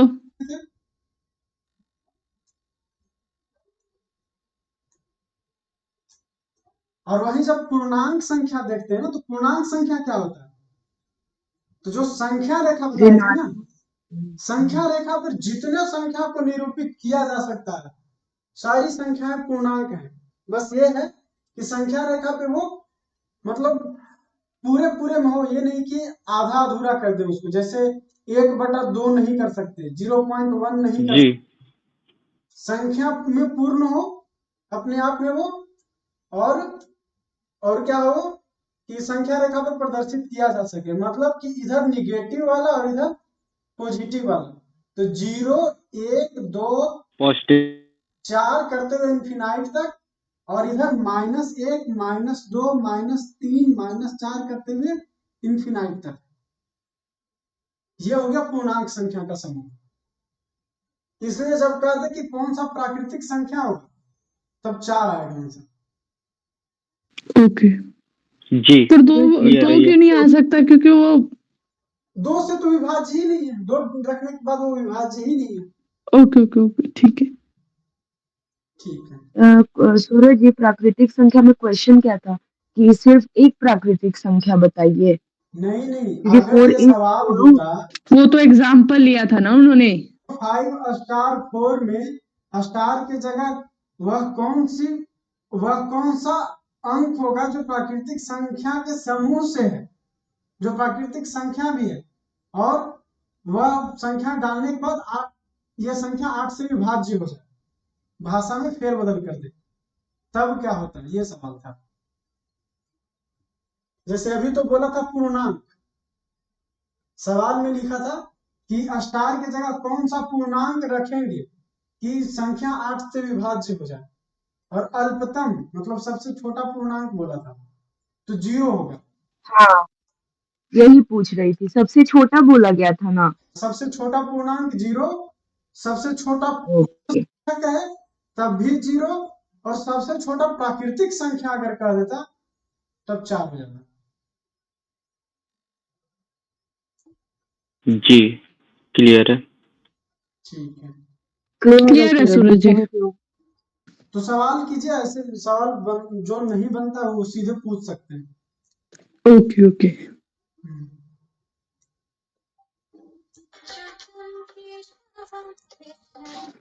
ठीक है सूरज जी, थैंक यू। के लिए किसका? अभाज्य गुणनखंडन के लिए कुछ संख्या लिख लीजिए। जी।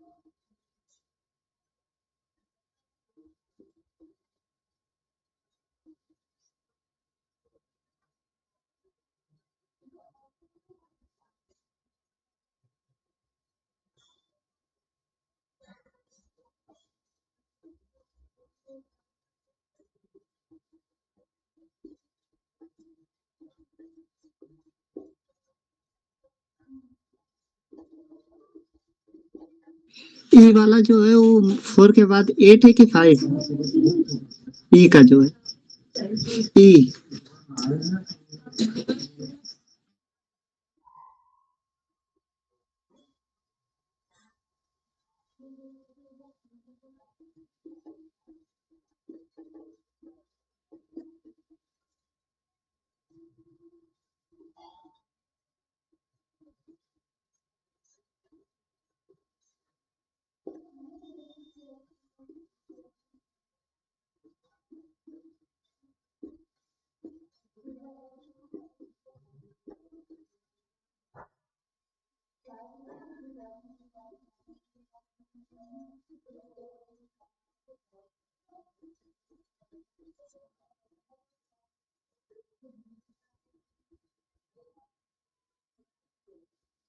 सीधा इसी में से कर देते हैं, युग्म बना देते हैं जैसे ए और बी का।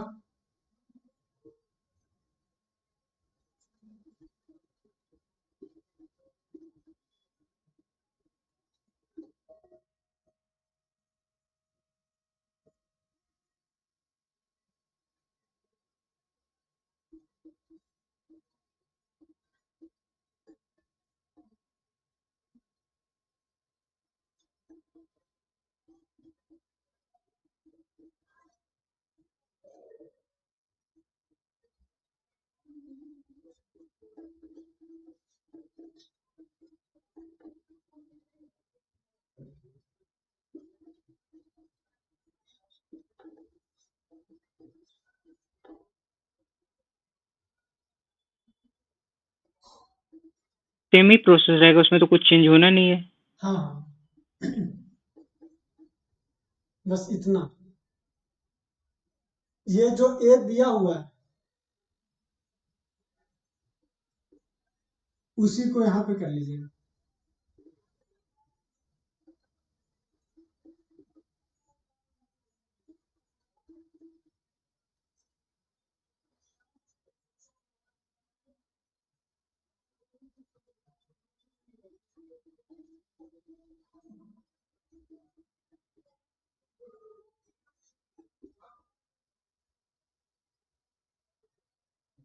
ओके। ये जो डी तीसरा वाला है जो BCF है। BCD।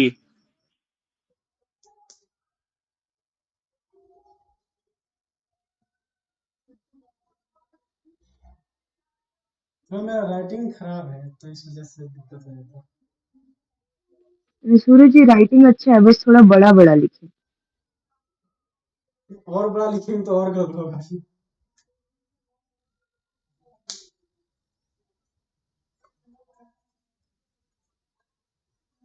ठीक है, इसका फोटो भी भेज देंगे ग्रुप में तो।